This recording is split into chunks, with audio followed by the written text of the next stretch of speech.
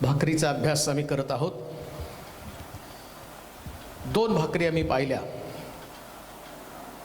आणि भाकर किती आमची गरज आहे जगण्यासाठी, संघर्ष करण्यासाठी. भाकरीची आम्हाला गरज आहे. आणि आम्ही हे सुद्धा पाहिलं, जसं शारीरिक गरज भागवण्यासाठी भाकरीची गरज आहे,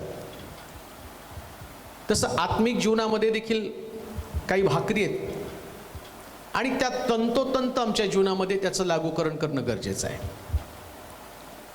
घामाची भाकर आमच्या वाटेला येण्याचं कारण एदेन बागेमधलं दंड आणि त्या दंडाचा परिणाम म्हणून एदेन बागेतलं सुखविलासाचं, देवाच्या सानिध्यातलं जीवन आम्ही गमावलं आणि त्या दिवसापासून भाकरीचा संघर्ष सुरू झाला. तो म्हटलं, तू घामाची भाकर खाशील. म्हणून जगामध्ये प्रत्येक मनुष्याला भाकरीसाठी संघर्ष करावा लागत आहे. ही आमची वास्तविक स्थिती आहे. बेखमीर भाकरीच्या संबंधाने मी पाहिलं, पापविरहित जीवन कोणतं खमीर आमच्यामध्ये आहे आणि ते खमीर काढून टाकणं किती गरजेचं आहे, त्याविषयी पण आम्ही अभ्यास केलेला आहे. परंतु जशी बेखमीर भाकर आहे तशीच खमीराची पण भाकर आहे आणि त्याचंही आमच्या आध्यात्मिक जीवनामध्ये अर्थ आहे. आणि आज आम्ही तिसरी भाकर पाहणार आहोत. त्या लेवीच्या पुस्तकामध्ये 7वा अध्याय आणि त्याचं 13 वचन, त्याकडं आमचं लक्ष आम्ही वेधणार आहोत. लेवीचं पुस्तक, त्याचा 7वा अध्याय आणि त्याचं 13 वचन. त्याच्या उपकार स्तुतीच्या शांतार्पणाच्या यज्ञासहित त्याने खमीर घातलेल्या भाकरीनं अर्पाव्या. लेवीच्या पुस्तकामध्ये जर आम्ही गेलो तर त्या ठिकाणामध्ये पवित्र शास्त्रामध्ये 2 प्रमुख प्रकारच्या सणासंबंधानं खिलेले. एक म्हणजे पेंटिकॉस्टच्या सणाच्या वेळेस ती भाकर खावी आणि दुसरी गोष्ट उपकार स्तुती आणि शांतार्पणाच्या यज्ञाच्या वेळेस खमीराच्या भाकरीची गरज आहे. आता खमीर म्हटलं तर त्या ठिकाणात म्हटलं पाप आहे, आमचे स्वभाव आहे, आमच्यामधल्या वाईट प्रवृत्ती आहे. आणि मग लेवीच्या पुस्तकामध्ये जो नियम दिला आणि त्या नियमामध्ये आम्ही पाहतो की त्या ठिकाणामध्ये सांगितलं गेलं की जसं पेंटिकॉस्टच्या सणाच्या वेळेस म्हटलेलं आहे, खमीराची भाकर आणि बेखमीर भाकर या दोन्ही भाकरी त्या ठिकाणामध्ये असाव्यात. दोन्ही भाकरी असायला पाहिजे, खमीराची भाकर आणि बेखमीर भाकर. काय प्रभूला शिकवायचं याच्यामधनं आम्हाला? खमीराची भाकर सांगती पापविरहित जीवन जगावं. मग प्रॉब्लेम असा आहे, शास्त्रात सांगितलं सर्वांनी पाप केलं, देवाच्या गौरवाला ते अंतरले आणि देवाच्या गौरवाला ते अंतरले. मग देवाच्या घरामध्ये, देवाच्या मंदिरामध्ये ज्या व्यक्तीमध्ये पाप आहे म्हणजे खमीर आहे, मग त्या खमीर असणाऱ्या व्यक्तीला सुटका कुठं आहे? आम्हाला देवासारखं बनायचंय, परमेश्वराचा स्वभाव आमच्यामध्ये यायला पाहिजे. खमीर म्हणजे आम्ही मागच्याच पाहिलं की उपदेशाचं खमीर आहे, जीवनाचं खमीर सांगितलेलं आहे, चुकीचं शिक्षणाचं खमीर सांगितलेलं आहे. परंतु मनुष्य जो आहे या पृथ्वी तलावर जोपर्यंत तो जिवंत राहतो ना, त्याच्यामध्ये हे खमीर असण्याची शक्यता आहे. ते तर काढायला पाहिजेच. परंतु घडतं काय माहिती का, ज्या मनुष्यामधलं खमीर जातं आणि तो आत्मिक जीवनामध्ये येतो, एका पातळीवरती येतो. आता देव तो देव आहे, त्याला नियम देत असताना एकंदरीत मनुष्याच्या जीवनाचा अभ्यास करून त्याला नियम द्यावे लागणार आहेत. ख्रिस्तासारखं तर आम्हाला बनायचंय, परंतु ख्रिस्तासारखं बनत असताना तुमच्यामध्ये ती आढ्यता येऊ नये, तुमच्यामध्ये तो कुठल्या प्रकारचा गर्व येऊ नये. मला वाटतं लेवीच्या पुस्तकामध्ये 23वा अध्याय 15 ते 17 वचनापर्यंत थोडंसं आपण पाहूया, म्हणजे त्या ठिकाणात आम्हाला समजणार आहे की नेमकं देव आम्हाला या शिक्षणातनं काय शिकवत आहे. लेवीचं पुस्तक 23वा अध्याय 15 पासून 17 पर्यंतची वचनं. शाब्बाताच्या पुढच्या दिवशी तुम्ही ओवाळणीची पेंडी आणाल. त्या दिवसापासून पुढे 7 शब्बात मोजावे. 7व्या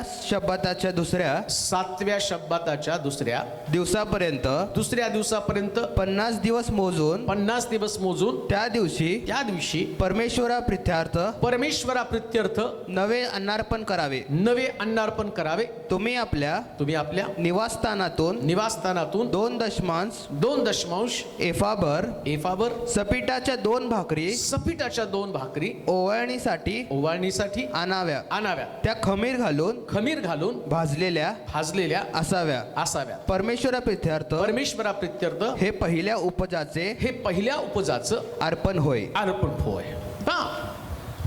पेंटिकॉस्टच्या सणाच्या दिवशी प्रभू त्यांना एक नियम देत आहे आणि त्या नियमामध्ये काय सांगितलं माहिती का? 2 भाकरी असाव्यात. एक खमीराची भाकर आवश्यक आहे आणि बेखमीर भाकर पण आवश्यक आहे. पेंटिकॉस्ट म्हणजे 50व्या दिवसाचा सण. पवित्र आत्मा ज्यावेळेस उतरून आला तो पेंटिकॉस्टच्या दिवशी उतरून आला. मग आता नियम काय दिला? खमीराची भाकर, जर माझ्यामध्ये खमीर असलं, माझ्यामध्ये पाप असलं तर माझं पाप तिथं समर्पित होऊ शकत नाही. मी खमीराची भाकर आहे. परंतु आता प्रभूने एक नियम दिलेला आहे की तुम्ही शांतार्पण किंवा त्या ठिकाणामध्ये उपकार स्तुतीचा यज्ञ कराल तर त्या उपकार स्तुतीच्या यज्ञामध्ये खमीराची भाकर पण आणावी. फार सुंदर आहे. भाकरीचं शिक्षण ज्यास आम्ही घेतो ना, त्यास प्रत्येक व्यक्तीला देव कशा पद्धतीने घडवत आहे आणि माणसाच्या जीवनाचं विश्लेषण करत असताना प्रभूची किती अलौकिक आणि अद्भुत योजना आहे. देवाचं अंतःकरण शेवटच्या टप्प्यापर्यंत प्रत्येक व्यक्तीला सुटका देण्यासाठी किती भरलेलं आहे त्याचं शिक्षण आम्हाला मिळतं. कोणाचा नाश होणे तर प्रत्येकाला सार्वकालिक जीवन प्राप्त व्हावं. उपकार स्तुतीचा यज्ञ करताना त्यानं सांगितलं की शांतार्पणाच्या यज्ञाच्या वेळेस खमीराची भाकर द्या. आता खमीर म्हणजे आम्ही आहोत, आम्ही ती भाकर आहोत. आणि बेखमीर भाकर प्रभू येशू ख्रिस्त आहे. दोन्ही भाकरी तिथे ठेवायला पाहिजे. एक खमीराची भाकर आणि दुसरी बेखमीर भाकर.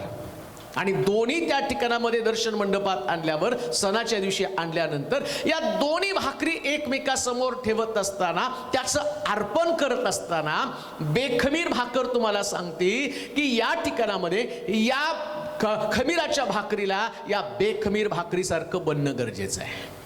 दोन्ही तिथं अर्पण आहेत. एक खमीराची भाकर आणि दुसरी बेखमीर भाकर.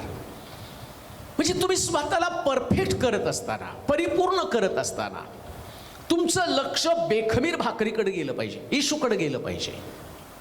येशू आमच्यासाठी आदर्श आहे, तो आमच्यासाठी आयडल आहे. एक व्यक्ती नाही तुमच्यासाठी, चर्चमधली व्यक्ती, उपदेश करणारी एखादी व्यक्ती. कधी कधी आम्हाला असं वाटतं अमक्या सेवकासारखं मी बनावं. तुम्ही खमीर आहात पण बेखमीर भाकर प्रभू येशू ख्रिस्त आहे. म्हणून कॉपी करताना कोणाला कॉपी करायची तर ख्रिस्ताला कॉपी करायची. प्रभू येशू ख्रिस्तासारखं आमचं जीवन बनलं पाहिजे. म्हणून अजून एक मुद्दा मला तुम्हाला सांगायचा आहे. शांतार्पण उपकार स्तुतीचा यज्ञ करत असताना नेहमी आमच्या लक्षात राहिलं पाहिजे की आमच्यामध्ये खमीर आहे, आठवलं पाहिजे. कधी कधी देवाच्या मंदिरात आल्यावर आम्हाला असं वाटतं आता आम्ही पवित्र झालेलो आहोत. मग तिथं शांतार्पण करताना आणि उपकार स्तुतीचा यज्ञ करताना तिथं असं म्हटलं उपकार स्तुती करताना तुम्ही खमीराची भाकर तिथं ठेवा. का? शेवटपर्यंत तुम्हाला कळायला पाहिजे ज्याची तुम्ही स्तुती करताना तोच पवित्र आहे. तुम्ही पवित्र आहात म्हणून उपकार स्तुती करत नाही, तुम्ही तर खमीरच आहे. तुमच्यामध्ये दोष आहेत, तुमच्यामध्ये चुका आहेत आणि त्या चुका तुम्हाला दुरुस्त करायच्यात. नियम किती सुंदर दिलाय बघा. 7 शब्दात मोजून जो दिवस येतो त्याला पेंटिकॉस्टचा सण म्हटलेला आहे. म्हणजे 49 दिवसा संबंधानं 50व्या दिवसाचा सण म्हटलेला आहे. 7 शब्दात ओलांडल्यावरती, पूर्ण झाल्यावरती. आणि 50व्या दिवशी 2 भाकरी, एका भाकरीमध्ये खमीर आणि दुसरी भाकर खमीर विरहित असणारी भाकर, या दोन्ही भाकरी घेऊन यायच्या. आणि तो 50व्या दिवसाचा सण. काय शिकवतो प्रभू बघा, किती अद्भुत गोष्टी आहेत. मग आम्ही पाहतो 50व्या दिवशी प्रभू येशू ख्रिस्त स्वर्गामध्ये घेतला गेला. तोपर्यंत 50वा दिवस नाही, तो 40 दिवसापर्यंत फिरला. आणि 40 दिवसानंतर तो त्याचं उचलणं झालं आणि तो काय म्हटलं माहिती का? यरुशलेमेत माझी वाट पहा, कारण पित्यानं देव केलेली देणगी मी तुमच्यासाठी पाठवणार आहे. येशू ख्रिस्त स्वर्गात गेलं आणि माडीवरती 120 लोक एकत्र जमले. या सगळ्यामध्ये खमीर होतं. पेत्र शिव्या देऊन आलेला होता. थोमानं प्रभू येशू ख्रिस्तावरती अविश्वास दाखवलेला होता. राहिलेले शिष्य त्यांची पांगापांग झालेली होती. योहान ज्याला नेहमी राग येत होता, तो म्हटला स्वर्गातनं अग्नी पाठवून या लोकांचा नाश करा. प्रत्येकामध्ये वेगवेगळ्या प्रकारचे स्वभाव आणि सगळं खमीर 120 लोकांचं खमीर त्या माडीवरती होतं. 50व्या दिवशी बेखमीर भाकर आणि खमीराची भाकर दोन्ही भाकरी तिथं असली पाहिजे. आता प्रभू येशू ख्रिस्त काय म्हणतो, मी जातो आणि पित्यानं देव केलेली देणगी म्हणजे पवित्र आत्मा तुमच्यामध्ये पाठवतो. नीट आहे का? रहस्य काय शास्त्रामधलं, गुपित काय आणि कसल्या शिक्षणाकडे प्रभू आम्हाला नेत आहे ती तुम्हाला समजावून घेणं गरजेचं आहे. खमीराची भाकर काय आहे? आता माडीवरती हे सगळे 120 लोक एकत्र जमले. वधस्तंभाच्या पायथ्याजवळ फक्त योहान आणि त्या 4 स्त्रिया 5 स्त्रिया एवढेच त्या ठिकाणामध्ये. आता माडीवरती मात्र 120 लोक एकत्र जमलेले आहेत. मग येशूनं पक्षपात केला का, देवानं पक्षपात केलं का, हे शेवटपर्यंत माझ्या पायथ्याजवळ थांबले नाही आणि यांना पवित्र आत्मा द्यायला नको. त्याला माहिती आहे हे खमीरच आहे, ह्यांच्यात चुका असणार आहे. पण पवित्र आत्मा आल्यावर तो पवित्र आत्मा यांच्यातलं खमीर बाजूला काढणार आहे, यांच्यातलं पाप बाजूला काढणार आहे. म्हणून देवाच्या मंदिरामध्ये स्तुती करण्यासाठी, यज्ञ करण्यासाठी, उपकार स्तुती करत येत असताना एक गिल्टीनेस तुमच्यामध्ये असू देऊ नका. मी अशा प्रकारच्या अशा प्रवृत्तीचा व्यक्ती आहे. प्रत्येक व्यक्तीला सुटण्याची आशा आहे, प्रत्येक व्यक्तीला परिवर्तनाची संधी आहे, प्रत्येक व्यक्तीला बदलाची आशा आहे.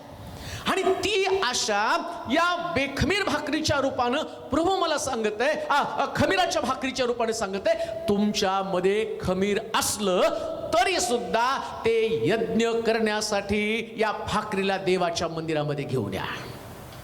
म्हणून आम्ही पाहतो व्यभिचार करणारी स्त्री ज्या वेळेस त्या ठिकाणात व्यभिचार करताना पकडली, हे खमीर घेऊन सर्व असणारे शास्त्री पुरुषी प्रभू येशू ख्रिस्ताकडे आले. नियम काढून दाखवला. काय नियम आहे? व्यभिचार करताना कोणी सांगितलं पाहिलं तर तिला पकडून आणावं आणि तिला दगडमार करून त्या व्यक्तीला धोंडमार करून तिचं जीवन संपून टाकावं, तिला मरण द्यावं, दंड आहे. आता नियम त्या ठिकाणामध्ये, भाकर तिथं आहे. मग आता इथं सगळंच खमीर आहे. येशू ख्रिस्त बेखमीर भाकर तिथं त्या ठिकाणामध्ये आहे. या सगळ्या खमीराच्या भाकरी, ती व्यभिचारी स्त्री पण एक खमीराची भाकर ती त्या ठिकाणामध्ये आलेली आहे. आणि या सगळ्या लोकांनी शास्त्र हातामध्ये घेऊन यज्ञ करण्यासाठी, अर्पण करण्यासाठी, उपकार स्तुती करण्यासाठी जी पहाटेची वेळ आहे आणि ती पहाटेची वेळ प्रार्थनेची वेळ आहे. आणि या प्रार्थनेच्या वेळेमध्ये काय झालं, यानं एक खमीराची भाकर घेऊन प्रभू येशू ख्रिस्ताकडे आली, तिला त्याच्यासमोर उभं केलं. काय नियम सांगतो? तुमचं मत काय? आता येशू त्या यज्ञामध्ये तो स्वतः बेखमीर भाकर आहे. 2 भाकरी तिथं आहेत. एक प्रभू येशू ख्रिस्त बेखमीर भाकर, ज्याच्यामध्ये कुठला दोष नाही, ज्याच्यामध्ये कुठले अपराध नाही, ज्याच्यामध्ये कुठल्या चुका नाही, हा प्रभू येशू ख्रिस्त तिच्या समोर आहे. आणि दुसरा जो जमाव आहे त्यांना असं वाटतं की आम्ही बेखमीर भाकरी आहोत. पण त्यांना दाखवायचं होतं उपकार स्तुतीचा यज्ञ शांतार्पण करण्यासाठी. आता नियम काय दिलेला आहे? हे सगळे नियम कशासाठी दिले माहिती का?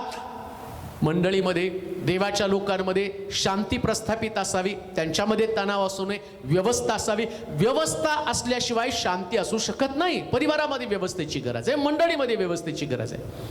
मग व्यवस्थेचे नियम दिलेले आहेत देवाने. कोणते नियम आहे? व्यभिचार करू नये, चोरी करू नये, चोरी केला तर काय दंड आहे, व्यभिचार केला तर काय दंड. ही व्यवस्था कशासाठी? समाजामध्ये शांती प्रस्थापित असावी, समाजामध्ये शांती असावी. आता काय झालं माहिती का? जो व्यक्ती पाप करताना दिसतो तो पापी, आणि ज्याचं पापच दिसत नाही तो बेखमीर भाकर. आता येशू ख्रिस्त बेखमीर भाकर असल्या कारणानं त्याला माहितीये खमीराची भाकर आणि या बेखमीर भाकरी मधला फरक. खमीराच्या भाकरीचं वैशिष्ट्य काय माहिती का? या खमीराच्या भाकरी म्हणजे खमीर जे आहे ना, ते ज्यावेळेस ते बनवतात तर ते खमीर फसफसतं. किंवा या खमीराच्या भाकरीचं वैशिष्ट्य काय, खमीराचं वैशिष्ट्य काय, ते फसफसून जाणारा पदार्थ आहे आणि ते आंबलेलं असतं. दुसऱ्या भाषेमध्ये ते एक प्रकारचं त्याला तुम्ही असं म्हणू शकता की त्याच्यानं ती भाकर फुगते.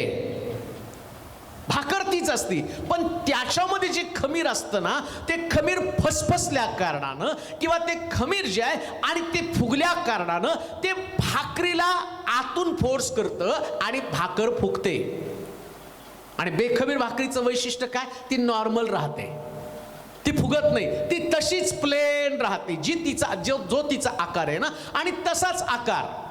दुसऱ्या भाषेमध्ये एका गोळ्याची तुम्ही चपाती केली आणि दुसऱ्या गोळ्याचा तुम्ही पाव केला तर चपाती प्लेन पातळ राहते आणि पाव त्याच्यामध्ये खमीर असल्या कारणानं, बेकिंग पावडर असल्या कारणानं तो पाव फुगतो म्हणजे काय करतो, पोकळ बनवतो, आतमध्ये छिद्र पाडतो. तसं कित्येक लोकांचं आत्मिक जीवन फक्त पोकळ आहे, ते वरून फुगलेले आहेत. जसं या लोकांच्या बाबतीमध्ये त्याने स्वतःचं पाप पाहिलं नाही, त्यानं त्या व्यभिचार स्त्रीचं पाप पाहिलं. आणि काय झालं माहिती का, हातामध्ये दगड घेऊन आले. त्यास प्रभू येशू ख्रिस्त म्हणतो, तुमच्यामध्ये कोणी अजूनपर्यंत पाप केलं नसेल त्या व्यक्तीने पहिला दगड मारावा. असं म्हटल्याबरोबर तो त्यानं जमिनीवरती लिहायला सुरुवात केलं. का? कारण तो बेखमीर आहे आणि बाकीचे सगळे खमीर आहेत. लक्षात घ्या, तुम्ही आणि मी जगातली प्रत्येक व्यक्ती पापी आहोत. मी उपदेश करतो ना, मी पण पापी आहे. पौल म्हणतो जगातला सगळ्यात मोठा पापी मी आहे. हा पौल आणि ख्रिस्ताचं अनुसरण करणारा आणि अजूनपर्यंत बायबलच्या इतिहासामध्ये कोणी व्यक्तीने म्हटलं नाही मला अनुसरा, माझ्या मागे या. येशूच म्हणत होता माझ्या मागे या.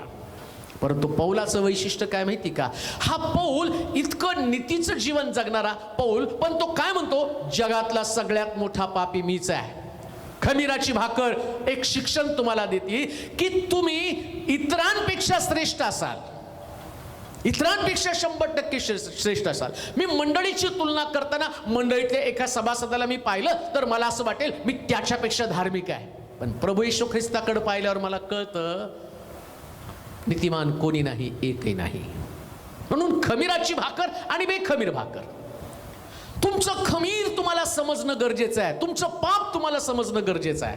आम्ही कोणी सुद्धा परफेक्ट नाही, एकमेकावरती दोष दाखवू शकत नाही. आम्ही एकमेकांच्या चुका दाखवण्याच्या ऐवजी दाविदासारखं म्हटलं पाहिजे, माझं पाप, माझं खमीर नित्य माझ्या समोर आहे. म्हणून म्हटलं पेंटिकॉस्टच्या दिवसामध्ये त्या सणाच्या वेळेस त्यांना सांगितलं खमीराची भाकर आणि बेखमीर भाकरी या दोन्ही भाकरी एकत्र आणून ठेवा. कान देऊ नाही का, तुम्ही चांगले आहात म्हणून पवित्र आत्म्याचा अनुभव तुम्हाला नाही. पवित्र आत्मा तुम्हाला रिपेअर करण्यासाठी येतो, तो दाखवतो. तू पूर्वी पापी होता, परंतु पेंटिकॉस्टच्या दिवसामध्ये दुसरी भाकर प्रभू येशू ख्रिस्त त्या ठिकाणामध्ये असताना तो म्हणतो पूर्वी तू असा होता आणि मी तुला आता ख्रिस्तासारखं बनवत आहे. ख्रिस्तासारखं बनवणं, रूपांतर आणि तुमचं परिवर्तन, तुमच्या स्वभावामध्ये बदल. एक वचन वाचूया, रोमकराचं पत्र 6 अध्याय आणि 5 पासून 13 पर्यंतची वचनं. खमीराची भाकर आणि बेखमीर भाकर या दोन्ही एकमेकांसमोर ठेवणं गरजेचं आहे. खमीराच्या भाकरी संबंधानं आम्ही पाहत असताना आम्ही सगळेजण खमीराची भाकर आहोत, परंतु येशू ख्रिस्तामुळं आमचं रूपांतर कसं होतं पाहूया. कारण जर आपण त्याच्या मरणाच्या प्रतिरूपानं त्याच्याशी संयुक्त झालो आहोत. खमीराची भाकर आणि बेखमीर भाकर दोन्ही समोरासमोर ठेवा म्हटलेलं आहे अर्पणाच्या वेळेस. आणि आता तो काय म्हणतो माहिती का, जर आपण त्याच्या मरणाच्या प्रतिरूपानं त्याच्याशी संयुक्त झालो आहोत, म्हणजे तो मेला, आमचा पण बाप्तिस्मा झाला, आम्ही पाप सोडलं, पूर्वी आमच्यामध्ये खमीर होतं, परंतु ख्रिस्त मेला तसं आम्ही पण मेलो. त्याच्याशी आमचं समर्पण झालेलं आहे. जितक्यांनी ख्रिस्त येशूमध्ये बाप्तिस्मा घेतला तितक्यांनी त्याच्या मरणामध्ये बाप्तिस्मा घेतला. पण ती खमीराची भाकर तिथे आहे, बेखमीर भाकर तिथे आहे. आता खमीराची भाकर आणि बेखमीर भाकर हे दोघं एकमेकाशी, दुसऱ्या भाषेमध्ये मी असं म्हणेल की काना गावामध्ये द्राक्षरस संपल्यावर रांजण पाण्यानं भरलं आणि पाण्यानं रांजण भरल्यावर येशू रांजणाकडे गेला, रांजणात त्यानं डोकावलं आणि रांजणात पाण्याकडे त्यानं डोकावल्यावर पाण्यानं आपला गुणधर्म बदलला. तसं या शिक्षणामध्ये तो आम्हाला काय सांगतो, खमीराची भाकर असताना बेखमीर भाकर देत असताना तो म्हणतो मी 50व्या दिवशी पेंटिकॉस्टच्या दिवशी पवित्र आत्मा तुमच्यावर आल्यावर तुम्हाला ख्रिस्ता सदृश बनवेल, ख्रिस्तासारखं तुम्हाला बनवेल. म्हणून पवित्र आत्मा तुम्हाला येईल, तुम्हाला सामर्थ्य प्राप्त होईल म्हटलेलं आहे. मग ख्रिस्तासारखं कार्य तुमच्यामध्ये घडेल. मग नुसतं पॉवरच्या बाबतीतच नाही, नुसतं पॉवरच पवित्र आत्मा घेऊन येत नाही, पवित्र आत्मा ख्रिस्ताचे स्वभाव पण आमच्यामध्ये घेऊन येतो, त्याच्याशी समरूप. आता दोघं एकमेकासारखे दिसू लागतात. मग आम्ही पाहतो हा पौल जो आधी ख्रिस्ती लोकांचा छळ करणारा पौल, पण पवित्र आत्मा आला, त्याच्यातलं खमीर गेलं, आता पौलाचा स्वभाव बदलला. पौलाच्या स्वभावामध्ये जर बघितलं तर जबरदस्त प्रकारचं परिवर्तन. पूर्वीचा पौल आता पौल राहिलेला नाहीये. तो म्हणतो ख्रिस्ताला आणि आम्ही 39 फटक्यांचा मार एकदा मिळाला, मला 3दा 39 फटक्याचा मार मिळाला. काय हे परिवर्तन घडलं? खमीराची भाकर आणि बेखमीर भाकर. ज्यास खमीराची भाकर बेखमीर भाकरीकडे पाहते ना, त्यास खमीराच्या भाकरीला स्वतःची स्थिती कळती आणि मग आम्हाला आमची आढ्यता, आम्हाला आमच्यातला अहंकार, आम्हाला आमच्यातला गर्व, आम्हाला आमच्यातलं उणेपण समजतं. मला ख्रिस्तासारखं बनायला पाहिजे. खमीराची भाकर जी फुगलेली असते ना, त्यास बेखमीर भाकर प्रवेश ख्रिस्त तो जमिनीवरती असतो. आध्यात्मिक जीवनामध्ये कधी सुद्धा फुगून जाऊ नका. जे तुम्ही आहात ना ते ख्रिस्ताच्या कृपेनं तुम्ही आहात. आणि पौल म्हणतो मी एवढ्यातच सगळं मिळवलं असं नाही, प्रौढतेप्रत जाण्याचा नेटानं प्रयत्न करा. वाचाय त्या ठिकाणामध्ये. कारण जर आपण त्याच्या मरणाच्या प्रतिरूपाने त्याच्याशी संयुक्त झालो आहोत, तर त्याच्या उठण्याच्याही प्रतिरूपानं त्याच्याशी संयुक्त होऊन हे आपल्याला ठाऊक आहे की हे पापाच्या अधीन असलेले शरीर नष्ट होऊन, हे जे तुमच्यामध्ये खमीर आहे म्हणजे पाप, ती भाकर काय, ती खमीराच्या अधीन आहे. ही भाकर खमीराच्या अधीन आहे. भाकर फुगण्याचं कारण काय? त्याच्यामध्ये असणारं खमीर. त्याचं नाव बदललं गेलं. जी पूर्वीची चपाती, ती चपाती फुगून आता त्याचं नाव बदललं, तो पाव झाला. खमीरामुळं फुगलाय तो पाव. मग मी ख्रिस्त नाही, माझ्यामध्ये ख्रिस्त नाही, माझ्यामध्ये असणारं खमीर जे मला फुगवण्याचं काम करतं, अहंकारी बनवतं, रागिष्ट बनवतं, लोभिष्ट बनवतं, व्यभिचारी बनवतं, असंयमी बनवतं, क्रूर बनवतं, फसवणारं बनवतं. पण तो काय म्हटला? जर तुम्ही ख्रिस्त तुमच्यासाठी मेला आणि तुम्ही देखील त्याच्याबरोबर मेला, तुम्हाला त्याच्यावर मरावं लागणार आहे. खमीराची भाकर आणि बेखमीर भाकर, त्या भाकरीला काय, ती खमीराची भाकर त्याच्या बेखमीर भाकरी समोर असताना बेखमीर भाकर काय सांगते? तुझ्यातला फुगवटा काढून टाक, माझ्या लेवलला ये, माझ्यासारखं बन, माझ्यासारखी अवस्था प्राप्त होऊ दे. म्हणून दोन्ही भाकरी तिथं ठेवण्यासाठी सांगितली. खमीराची भाकर तुम्हाला काय सांगते? फुगलाय. एक प्रकारचं तुमच्यामध्ये गर्व आहे, इतरांपेक्षा चांगला आहे, इतरांसारखं माझ्याकडं नाही. जसं आम्ही पाहतो शास्त्री आणि परुषी तिथं प्रार्थना करताना, याच्यासारखा मी नाही, पापी, कुणाला लुबाडत नाही, तुझ्या मंदिरात येतो, दानधर्म करतो, उपवास करतो. आता हे खमीर फुगवायला लागलं त्याला, आणि इकडं तो पापी मनुष्य, याच्यात पण खमीर आहे. तो मात्र तिथं पश्चाताप करतो, ऊर बडवतो, देवा खरंच मी चुकलेलो आहे, या गोष्टी कबूल करतो.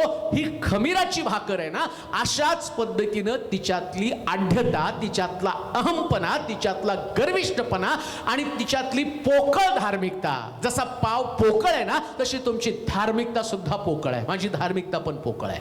मी नाही म्हणू शकत मी एकदम परफेक्ट व्यक्ती आहे.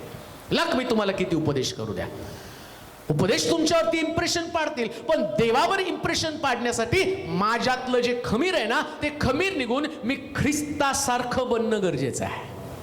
बी लाईक अ ख्राइस्ट, येशू सारखं. मग वाचा पुढे वचनामध्ये.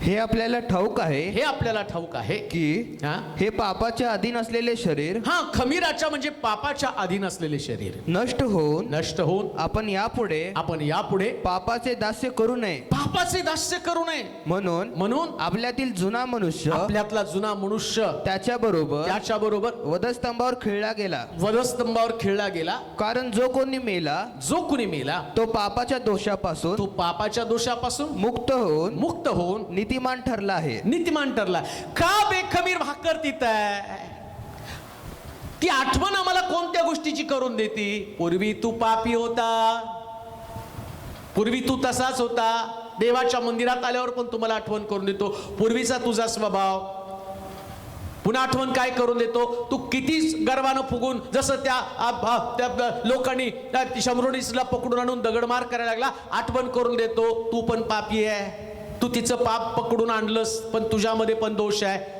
तिचं पाप उघड आहे तुझं पाप गुप्त आहे कोणतंही गुप्त पाप देवासमोर लपू शकत नाही म्हणून इथं सांगितलं की सणाच्या दिवशी आणि तो म्हटला की उपकार स्तुतीचा यज्ञ कराल शांतार्पण कराल त्या यज्ञाच्या वेळेस तुम्हाला खमीराची भाकर घेऊन यावीच लागेल खमीराची आठवण तो तुम्हाला करून देत आहे का आठवण करून देतो तुमचा स्वभाव तुम्ही कोण होता पूर्वी आणि आता जे तुम्ही आहात ते काही तुमचं चांगुल पण नाही तुमची लायकी नाही तुमच्यासाठी कोणीतरी मेलं कोणीतरी तुमच्यासाठी वधस्तंभावरती गेलं आणि त्याच्या वधस्तंभी जाण्यामुळं तुमच्या पापांची क्षमा झाली तुम्ही नीतिमान झाला पण अजूनही तुमच्यामध्ये काहीतरी गुप्त पाप आहे आणि या पापामुळं तुम्ही फुगलेले आहात ते लोक व्यभिचार करताना सापडले नाही पण ते पाप त्यांच्यामध्ये त्यांनी फुगवलं मी तिच्यासारखा नाही मी शास्त्रातलं वचन मला ठाऊक आहे आणि शास्त्रात वचन लिहिलं व्यभिचार करताना दगड मारला पाहिजे या खमीरानं त्यांना फुगवलं म्हणून एक गोष्ट ध्यानात ठेवा तुम्ही नीतिमान असे कधी समजू नका आज जे पण तुम्ही आहात जी तुमची प्रार्थनेची पातळी जी तुमची आत्मिक पातळी या आत्मिक पातळीला रिप्रेझेंट करण्यासाठी किंवा त्याला तुम्हाला शुद्ध ठरवण्यासाठी बेखमीर भाकर तिथं आहे म्हणून तुमच्या खमीराच्या भाकरीला किंमत आहे बेखमीर भाकर तिथं आहे म्हणून खमीराच्या भाकरीला किंमत आहे अन्यथा खमीराच्या भाकरीला किंमत नाही देवाचे प्रिय लोक खमीर आमचा स्वभाव आहे परंतु आमचा स्वभाव काढून आम्ही ख्रिस्ताच्या स्वभावाचं बनावं म्हणून खमीराची भाकर आणि बेखमीर भाकर म्हणजे प्रभू येशू ख्रिस्त आणि बेखमीर भाकर कशी असावी ते मी मागच्या वेळेस पाहिलं आता खमीराची भाकर माझ्यामध्ये आणि माझ्यामधले स्वभाव आहे परंतु कितीही वाईट असलं तर त्याचं परिवर्तन करण्याची ताकद ख्रिस्तामध्ये आहे म्हणून आम्ही पाहतो